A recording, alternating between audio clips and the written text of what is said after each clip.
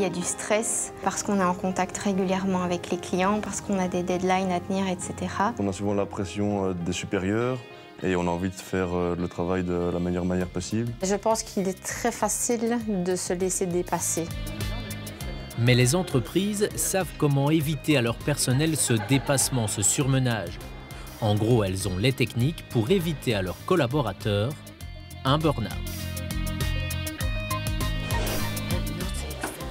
Nous sommes dans les couloirs du centre hospitalier chrétien de Liège. Les soins de santé, c'est un secteur en plein boom qui engage. Mais le boulot ici est par nature sujet au stress. En fait, une personne qui travaille dans un hôpital est 10 fois plus exposée au burn-out que n'importe qui d'autre en Belgique.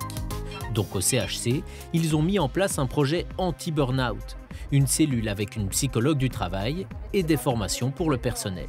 On va travailler tout ce qui est affirmation de soi, éviter par exemple de voir ses mails au niveau privé, de pouvoir mettre des limites, pouvoir dire non, etc.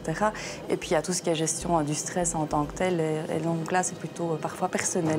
Donc des outils comme de la relaxation, la pleine conscience sont des outils qui fonctionnent bien. À côté de ça, je pense que c'est important de discuter avec la personne de ses objectifs de travail, de ce qu'elle a encore envie de faire, de ce qu'elle peut encore faire, etc. Donc il y a vraiment un accompagnement sur la subjectivité du travail, l'écoute finalement de cette réalité du travail. Direction maintenant l'entreprise CSM basée à Louvain-la-Neuve. Active dans l'emballage de produits pharmaceutiques, l'entreprise a plus que doublé son personnel en 2 ans, passant de 60 à 130 employés. Elle connaît une croissance annuelle de 45%. Résultat, la charge de travail a elle aussi augmenté et du coup, le stress. Mais les ressources humaines ont pris les devants. Une salle de réunion a été sacrifiée pour y faire une petite sieste.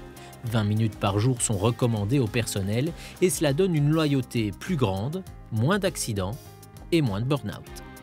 Parfois, je pense qu'il faut essayer de lever le pied et de se mettre un petit peu de côté, de réfléchir. Déjà, le fait de savoir que c'est autorisé dans la culture de l'entreprise, ça fait beaucoup. On ne l'utilise pas forcément toutes les semaines, mais le fait de savoir que c'est là, que c'est mis à disposition et qu'on peut le faire, ça fait déjà beaucoup psychologiquement parlant en fait. On a connu des personnes qui sont parties en burn-out. On s'est demandé voilà, comment faire pour que ça n'arrive plus. On a une responsabilité en tant qu'employeur. L'employé doit aussi faire le nécessaire pour prendre soin de lui. À Liège, le CHC a également mis en place une plateforme en ligne qui regroupe toutes les solutions au stress, au mal-être et les contacts des spécialistes qui peuvent aider.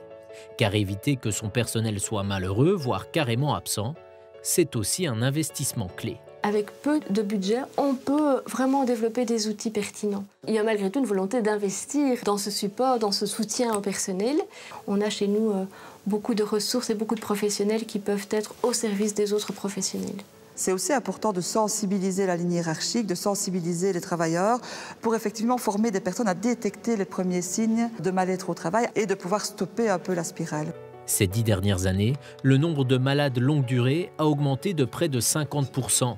En moyenne, l'absence temporaire touche 8% des collaborateurs. Normal que les entreprises wallonnes fassent tout pour inverser cette tendance.